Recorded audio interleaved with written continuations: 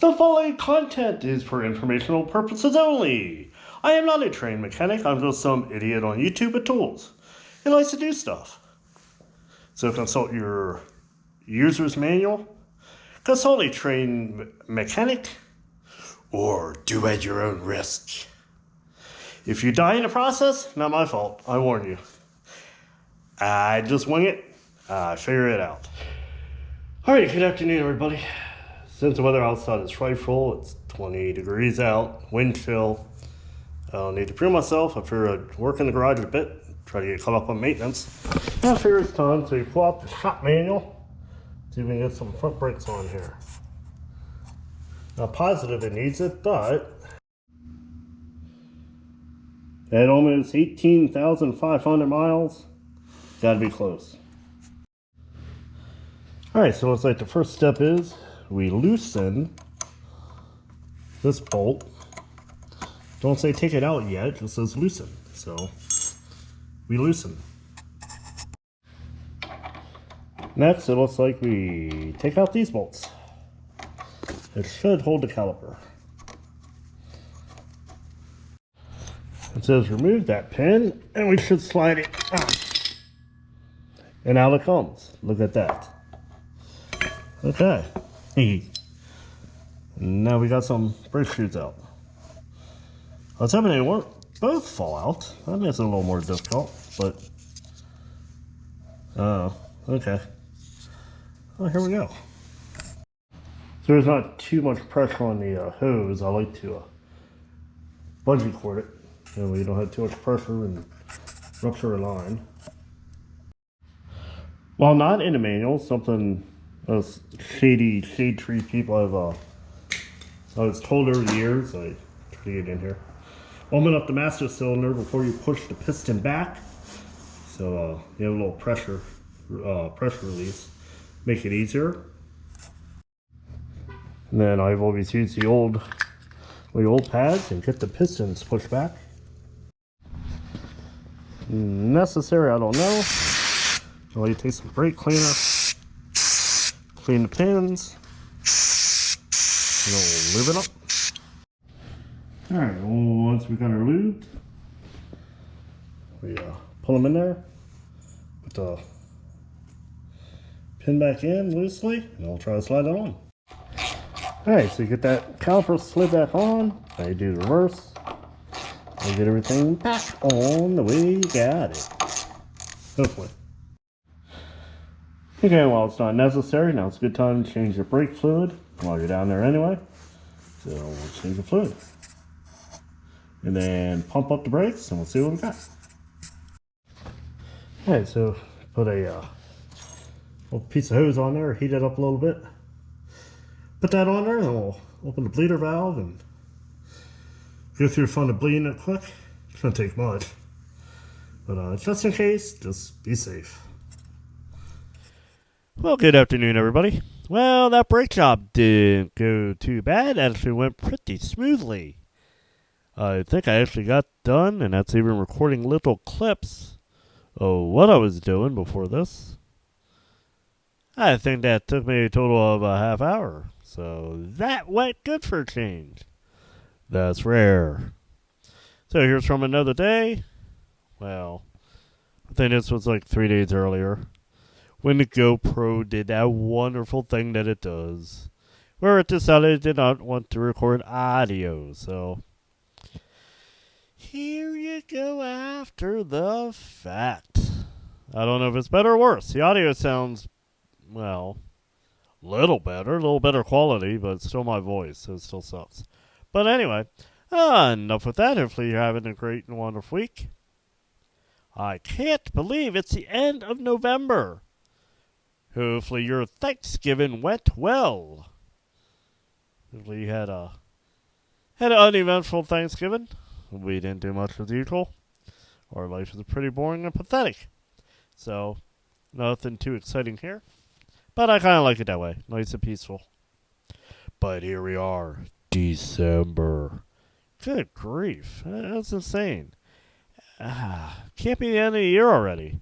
And as a business owner, Well, you start thinking, oh my goodness, that means we got to start doing fourth quarter, end of the year. We got to do all the wonderful bookkeeping and get everything prepared for the tax man. Get all the projections and gain loss statements. So December, not only is it cold, is it dark, is it yucky, it's a lot of office work. It's a lot of paperwork. A lot of dotting your I's, crossing your T's, and so anyway. So that's my holly jolly Christmas message. But here we are. Welcome to the summer. Another month coming up. It is insane how quickly this comes. I am that old. Hopefully you all will have a great one. We'll see what the rest of this year comes up. I am quite surprised I haven't had to use the new plow or the salt spreader yet. We had 2 storms now that came. Well, the one dumped like an inch, and it was gone within about 10 minutes. The other one was closed but missed us, so the snow line keeps moving a little further south. So I get a feeling we'll soon be having some of that content, which will be nice. Something a little different, hopefully a little more interesting to some. But at least we're not dealing with the buffalo that got 6 feet of snow. That is insane.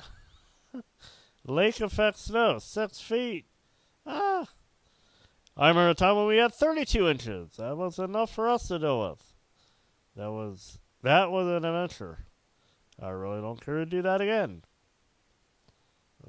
32 inches was definitely an experience. An experience I don't care to do again. So I can't imagine 6 feet of snow. But, well, fortunately, I'm a lot further south, so I don't have to. I just watch it on the TV. Let that for the professionals. So, I am not a cold fan. I am not a big snow fan. So, to have that much to deal with, that's alright. But anyway. Off to new and better things, I guess. So, hopefully your December will go well. Hopefully, you have some good Christmas stuff. My birthday is shortly after Christmas.